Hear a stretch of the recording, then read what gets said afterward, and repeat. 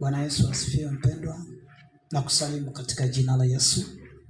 Mungu akubariki sana. Naamini unaniangalia na unanifuatilia kwenye YouTube. Namshukuru Mungu amenitetea. Naitwa Pastor Emmanuel Muhina.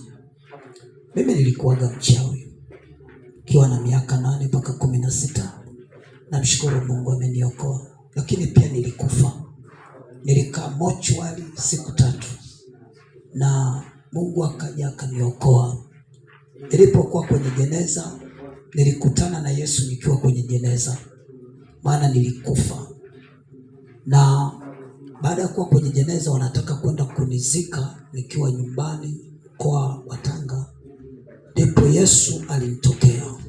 Namshukuru Mungu sana aliyeniokoa, kwa sababu zisingekuwa rehema za Mungu mpaka leo ningekuwa bado nipo, ningekuwa nimeshapotea kabisa, hata sura yangu isingeliona leo. Lakini Mungu ameniokoa. Nilikuwa nakula nyama za watu, nilikuwa nafanya ujinga wa kila namna, nilikuwa nazuia watu wasiolewe. Hivi kwa nini ulishawahi kujiuliza kwamba unamkuta binti mzuri sana alafu hajaolewa? Binti mzuri alafu hajaolewa. Ushawahi kujiuliza? Unajua kwa nini? Nikwambia leo. Huyu binti, cha kwanza, anaweza kutembea na mwanaume mchawi.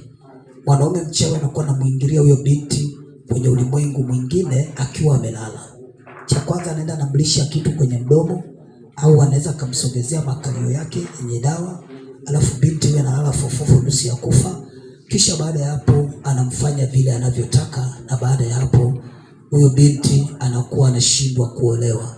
Lakini anachukua zile mbegu za kike, huwa zinatengenezewa dawa kwa ajili ya mashamba na mambo mbalimbali kwenye mifugo.